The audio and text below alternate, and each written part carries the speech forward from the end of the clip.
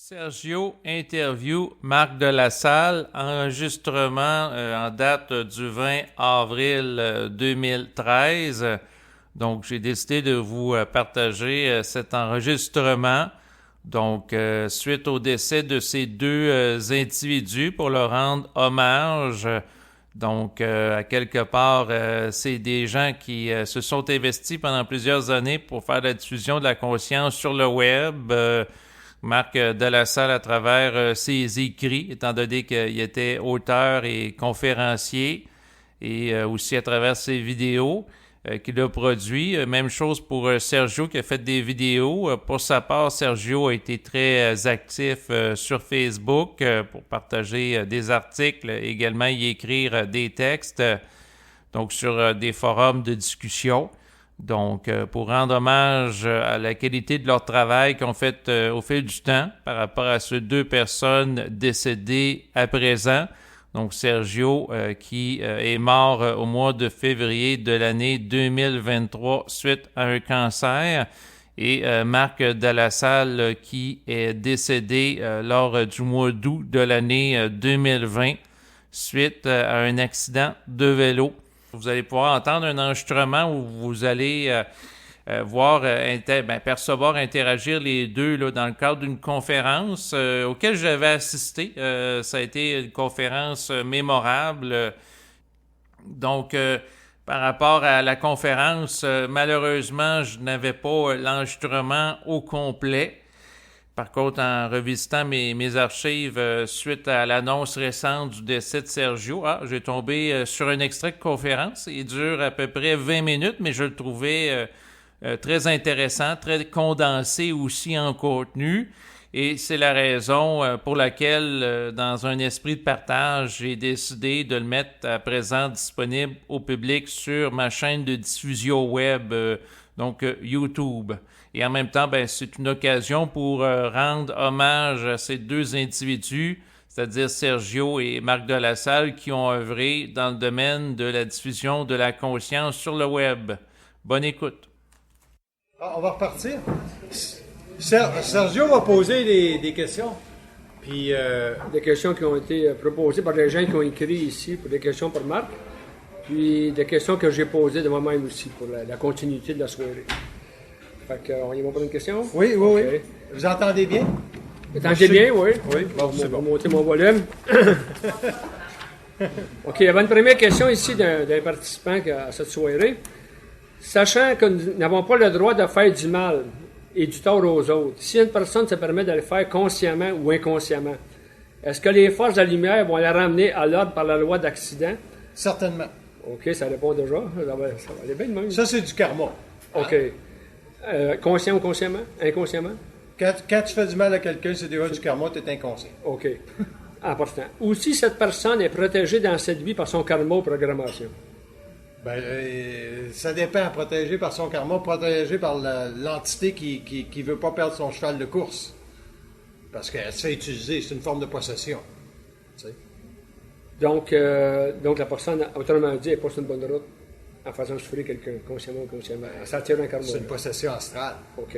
Il y a une entité derrière ça du plan luciférien. Est-ce que une personne qui va faire du mal à un autre, on parle de mal entre guillemets, là, tu sais, est-ce que cette personne-là peut être mandatée pour faire évoluer l'autre? Dans ce cas-là, c'est possible, mais généralement, les êtres qui sont conscients, ils ont trop une belle sensibilité pour aller demander à une bête astrale de les tester pour faire évoluer. Puis c'est rare que les forces de la lumière vont utiliser une bête astrale pour faire évoluer quelqu'un. Okay. Ils vont utiliser quelqu'un qui est mal à manger, mais pas un destructeur en soi. Parce qu'il faut comprendre qu'il y a une énergie négative énormément. Prenez Hitler. Une énergie négative incroyable. Est-ce qu'il a fait évoluer du monde? Non, il n'a pas fait évoluer personne. C'est une illusion de penser que Hitler a fait évoluer du monde. C'est un contrat astral contre sa psyché. Puis il a créé, il a endoctriné, il a séduit des milliards de personnes. Des milliards d'entités. À son idéologie à lui. À son idéologie à lui. Donc, il n'y a pas de conscience là-dedans. Quelqu'un qui veut faire le mal, il est soumis à des forces astrales très fortes, puis il ne sait pas.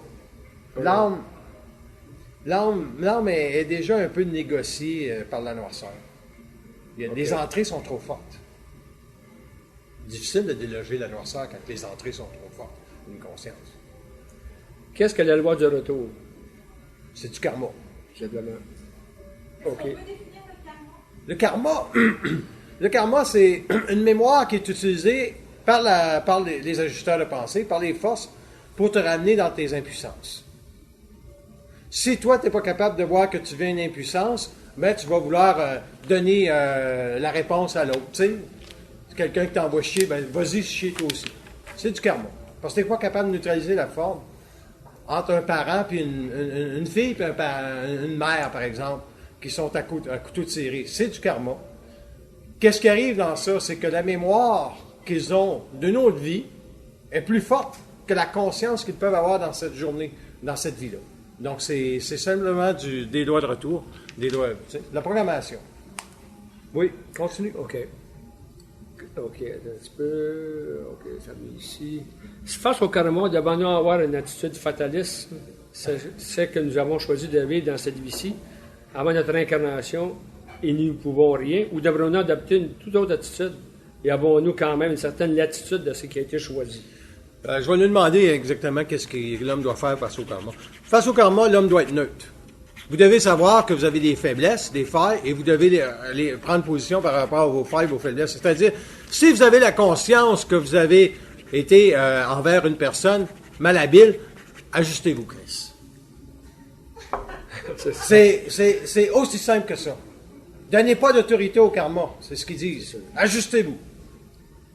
Sachant qu'en tout temps et en toutes circonstances, nous devons avoir du respect pour les autres. Que peut-on faire lorsqu'une personne se permet de nous manquer de respect? Ça dépend du rappel à l'ordre que vous avez à faire avec cette personne-là.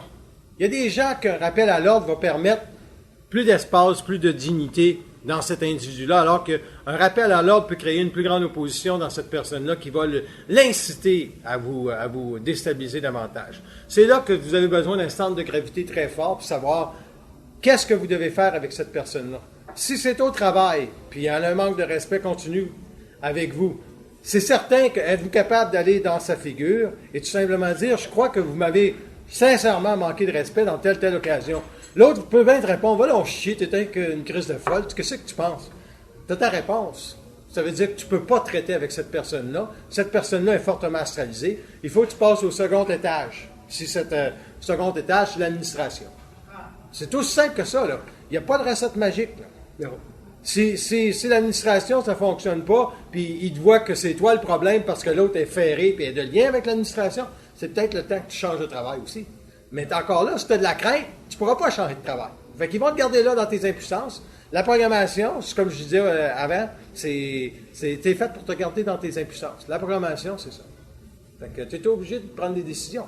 Prochaine question. Comment peut-on savoir sans la connaissance intellectuelle? Comment peut-on savoir sans la connaissance intellectuelle? Le savoir, c'est pas de la connaissance. Le savoir, c'est un contact direct avec la lumière. C'est une vibration, de savoir. L'intellect, c'est de la connaissance. Ça veut dire que tu as appris quelque chose dans un livre, ou tu l'as entendu, tu l'as analysé, puis tu t'es fait une réponse.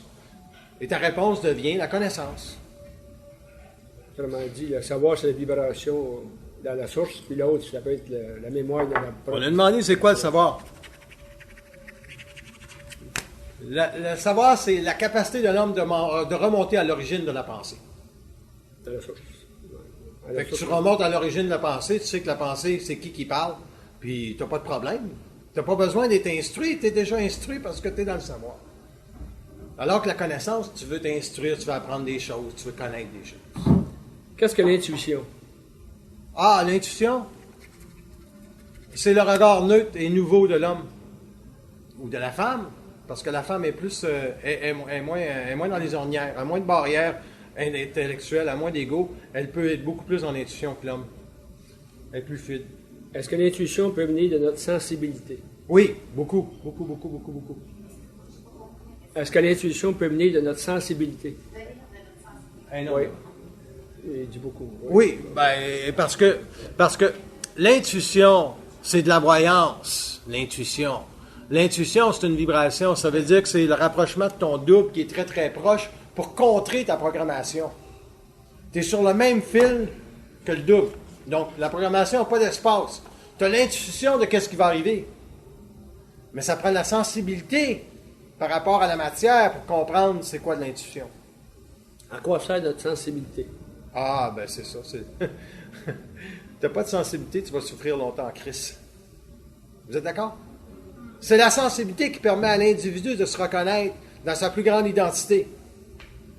Parce que votre centre de gravité, il part de où? Il part de votre sensibilité. Il part pas de votre intelligence.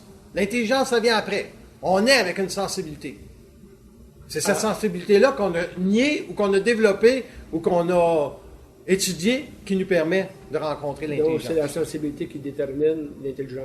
que tu vas Non, avoir c'est pas la accès. c'est bon. C'est pas la sensibilité qui détermine l'intelligence. La sensibilité détermine la direction de ton intelligence. OK. Peut-on savoir par notre sensibilité? Peut-on savoir par Ouais. notre sensibilité? Par Oui. notre sensibilité, oui. Oui. Oui, parce que c'est une lecture psychique des événements, la sensibilité.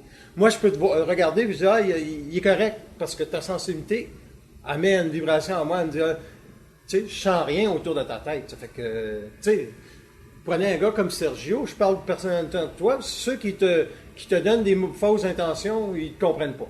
Oui, Tu es d'accord? c'est ça. Bon. C'est simple, hein? Bien d'accord avec ça. Mais ça, c'est une question de sensibilité, on le voit, vous pouvez le voir, ça. Vas-y. Mais les gens souvent qui vont être trop sensibles face à des drames ou ça, C'est pas la ajusté. sensiblerie. Elle est pas, oui, elle n'est pas ajustée. La sensibilité n'est pas ajustée. Sensibilité de l'âme, ça? C'est sensiblerie qui est de l'âme. OK. C'est parce que l'âme n'a pas la mesure de savoir encore qu'il n'y a ni mal ni bon, Ni bien, ni bien. Elle n'a pas fait la synthèse de la valeur du mal puis du bien. Il n'y a pas de neutralité. Il n'y a pas de neutralité. Elle est encore dans la polarité du mal puis du bien. Fait qu'elle donne des sensibilités non ajustées à des événements. C'est ça. C'est ça que m'a dit, ajuster. Donc, tout va en soi avec, comme on disait, le rapport avec l'esprit, le rapport avec l'âme va déterminer l'orientation de la sensibilité. C'est ça. Ouais. Est-ce que par notre sensibilité que nous arrivons à lire à une autre personne ou à savoir ce qui se passe sans qu'il y ait des paroles échangées? Donc, un premier contact. Ouais, mais par la sensibilité, tu peux savoir pas beaucoup de choses. Tu peux savoir beaucoup de choses? Ça? Ben, certainement. Oui, OK. Certainement. Tu peux savoir, tu regardes un enfant, puis tu le vois très bien. Si une belle sensibilité, il n'y aura pas le côté guerrier dans l'enfant, bien souvent. Ça se voit tout de suite. C'est juste que quand on vieillit, on n'est pas capable de voir ça chez les gens parce que notre ego s'est trop développé, bien souvent, puis ça crée un voile. Daniel Kim disait qu'il y avait des gens qui avaient déjà demandé à savoir que quelqu'un qui va aller dans l'aura de quelqu'un d'autre, c'est à travers l'aura, il y a des gens qui veillent l'aura. Oui, comme Mesmer va dans les auras des autres. Il disait que c'est pas être fou parce que c'est au travail de notre propre prisme. Parce que tu as un aura toi-même, donc tu as une couleur. Ouais. Tu vas au travail de ta propre couleur. Donc, nécessairement, tu vas peut-être avoir une fausseté sur la couleur de l'autre. Tu ne devrais jamais t'imposer sur la conscience de quelqu'un d'autre. Puis Mesmer, un jour, il va payer son prix. Il rôle avec les lois de la séduction, puis les gens se laissent séduire. Ça va à l'encontre de toute la beauté de l'homme. C'est sûr que ça crée un gros spectacle, hein? Oui. Mais lui, il ne sait même pas, puis Il est mesmérisé. Ah, mais il sera, hein, ouais. Il sera ce qui sera, mais c'est pas à nous de le dénoncer, mais ici, comme ça, vous savez tout ce que c'est. De même, est-ce que par notre sensibilité que nous pouvons lire les émotions d'une autre personne et comprendre pourquoi elle agit de telle façon? Ça amène-tu une compréhension de l'autre, ça, une profonde? Ben, la sensibilité, c'est un savoir. Donc, Vous avez une lecture psychique de l'autre. Fait que, mais il faut pas croire que ce qu'on a comme lecture psychique. La sensibilité devrait vous protéger de la croyance. Ah, OK. Je vais regarder ça. Okay. Qu'est-ce qui fait qu'une personne sensible peut être pénétrée par la croyance? Elle a pas assez souffert. Donc, elle a pas assez souffert pourquoi?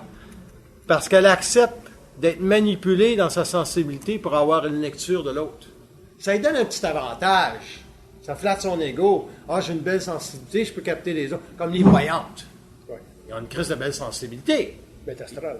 Oui, elle est astrale. pareil. Puis ça lui donne, mais dans cette sensibilité-là, il y a beaucoup de croyances qu'ils peuvent aider l'homme. Si vous avez une belle sensibilité, vous allez vous apercevoir que chacun a une crise de programmation, puis s'il a mangé de la merde, il mangera de la merde. Si vous êtes là pour lui dire bonjour, Vous lui direz bonjour parce que vous avez un regard froid et vous devez tout simplement être une épaule à un moment donné pour donner un peu de lumière. Pas donner, mais c'est par vibration, vous allez tout simplement éclairer le chemin ou les idées qui peuvent être prises. Mais vous éclairez pas la personne. C'est que vous tassez un peu l'astral en disant bonjour, comment ça va? Elle s'en vient dans son centre. Est-ce que vous comprenez? Tu sais, quand les gens ils disent qu'ils sont isolés, ils sont possédés, oui, mais ça prendrait quelqu'un qui dise bonjour, ça va-tu bien, de la regarder, puis là, ça peut changer son mindset. En gros, c'est ça. Est-ce possible que notre sensibilité nous parle intérieurement et nous indique la voie la plus intelligente à prendre en tout temps ou l'action la plus intelligente à faire face à une situation? La sensibilité, là, c'est pas une parole. La sensibilité, c'est une perception vibratoire. Si tu commences à te laisser aller par ta sensibilité, tu vas te faire fourrer. Ça, c'est certain. Parce que la sensibilité ne dira pas de ton enfant, il fait des conneries. Là. C'est pas la sensibilité, c'est l'intelligence. Tu peux saisir la sensibilité de ton enfant, il va faire des conneries, mais c'est l'intelligence qui va te permettre de le corriger. Donc, si tu n'as pas l'intelligence dans ta sensibilité, à un moment donné, ta sensibilité devient un problème. La sensibilité, ça sera un ressenti de l'impression. Ça serait un ressenti, puis un ressenti, ben, c'est de l'âme. toujours, C'est toujours l'âme qui chapeaute. pas trop fiable. Pouvez-vous nous expliquer la différence entre la souffrance psychologique et la souffrance psychique? La souffrance chic, c'est vibratoire. Tu vas vivre, dans ta vie, tu vas vivre peut-être 3-4 chocs très majeurs, si tu es capable de les absorber, ou tu vas en vivre peut-être 1 ou 2. Puis, ce choc-là, c'est la souffrance psychique. C'est que la saturation de l'ego par rapport à la conception qu'il a de lui-même est arrivée à saturation. Il n'y a plus d'espace pour la connerie, tu es obligé de changer ou tu meurs. En conscience, il y a des gens qui ont tourné le dos à la conscience. Hein? Il y a des gens qui ne sont jamais revenus. Le test psychique était beaucoup plus psychologique. Parce qu'un test psychique, ils savent exactement ce qu'ils font avec toi. Donc, Donc, il vient d'ailleurs, ce choc. Hein? Le choc psychique vient de plus haut. le choc psychique devient le plus haut. Il est là pour T'ajuster. ajuster, mais il est là surtout pour amener l'ego à comprendre qu'il a une programmation fixe. Quand vous avez compris que vous avez une programmation fixe, vous n'essayez pas de la changer, votre programmation. Vous essayez de vous changer en tant que réceptacle d'intelligence pour monter, être toujours au-dessus de la pièce de théâtre qui se joue. Parce que tantôt, on parlait à table justement de ça, la programmation, Ouais. puis le côté incontournable de ça. C'est fixe. J'avais dit, moi, que la programmation est fixe. Pas parce qu'on parlait du cas de la faillite de tantôt, que la dame avait emmené. C'est que dans un cas où la programmation va être plus consciente, tu vas savoir que tu vas faire faillite, mais que tu vas la travailler autrement. C'est ça. Ça ne t'amènera pas au suicide ou Non. à la dépression. Non. Ça va t'amener à avancer plus loin. C'est ça. Fait que tu restes dans la programmation, mais tu es plus conscient et intelligent de la force. C'est ça. La programmation est juste là pour développer un rapport de force dans l'homme pour qu'il soit plus ferré, pour équiper, pour dialoguer avec son esprit. C'est ça. Le but, c'est d'éliminer de la crainte, la programmation. Plus tu vas éliminer de la crainte, moins ta programmation va t'affecter. Parce que tu vas être au-dessus. C'est ça. C'est la crainte qui fait réfléchir l'homme, qui fait plier le genou à l'homme. C'est pas la croyance. La crainte fait que on a des croyances. Et la croyance, par rapport à la programmation, c'est de penser qu'elle n'est pas fixe. Et ça, c'est la première erreur de l'homme. La croyance, Ça, c'est l'illusion du débat. c'est l'illusion du libre arbitre, parce que l'homme ne veut pas croire que sa vie est déjà arrangée. On ne veut pas croire. Il n'y a pas personne qui veut dire « Hey, ma vie est déjà arrangée, ça s'en va par là. » On va dire « Hey, wow, arrête un peu, là. » Non, non, ta vie s'en va par là. Accepte-les, accepte-le pas, c'est pas ça la question. La question, c'est de savoir pourquoi que ça s'en va par là. Puis pourquoi les forces de la lumière ont décidé que l'âme avait besoin d'une programmation. Pourquoi l'âme a une programmation? Si on pose la question aux forces de la lumière, il dit « Sacrement, ça tirerait dans tous les sens les égos que vous avez. » Il dit la programmation, ça a ramené l'ego sur la map. Ça lui a donné, c'est comme Google. Tu t'en vas là, tu tapes Google, ben ta programmation t'amène là. Parce que comme ça, je disais aussi, comme on va prendre un Word, une programmation du Word. Les gens connaissent, est-ce que les gens connaissent tout, par exemple, mettons comment ce Word marche? Il y a bien des gens qui ne s'inspireront pas ou ne chercheront pas à découvrir les détails. Non. Qui vont manquer des choses. C'est correct. S'il arrive quelque chose, je ne sais pas comment le corriger. C'est correct parce qu'il y a des âmes qui n'ont pas le taux vibratoire pour Aller plus loin. supporter la lumière plus qu'il faut. OK. Tu sais, c'est une question de taux vibratoire. Puis c'est correct, mais ce que l'individu doit réaliser, c'est que dans sa conscience, il n'y a rien qui ne peut lui être caché s'il est capable de parler la vie. Si tu parles ta vie, automatiquement, tu as le droit à la réponse. Ta question a une réponse. Si c'est pas ça, on se fait vraiment jouer. Si l'homme, un jour, n'est pas capable d'avoir les réponses à ses questions, on n'est pas dans la conscience, on est encore dans la domination des structures de l'âme sur notre vie. Mais y a-t-il un temps pour ça? Il y a un temps pour ça, c'est sûr. Ça commence, là. Mais je dis pour une personne individuelle, Une personne individuelle, elle peut être en avant de son temps ou... on n'est jamais en avant de notre Ok, temps. ça, c'était On est limite. toujours dans le temps. Tu peux être après si ça ne comprend pas assez vite. Ou l'expérience va être plus dure pour l'amener à comprendre. Ouais, ça c'est intéressant, Sergio, parce que les gens ne veulent jamais comprendre c'est quoi l'intelligence du temps. L'intelligence du temps, c'est la capacité de l'homme d'absorber l'énergie et de ne pas fondre. L'énergie astrale, tu ne fonds jamais à l'énergie astrale. Tu l'embrasses, tu es manipulé par et tu agis en conséquence. Mais la lumière, c'est pas la même chose. C'est pas une énergie astrale, la lumière. Mettons, si je te pose la question sur les infinités, puis on parle pendant 2 heures sur ces infinités, peut-être qu'après 10 minutes, tu vas en avoir assez, des infinités. Tu vas dire, C'est fini. c'est toi, c'est ça. C'est bon, c'est bon.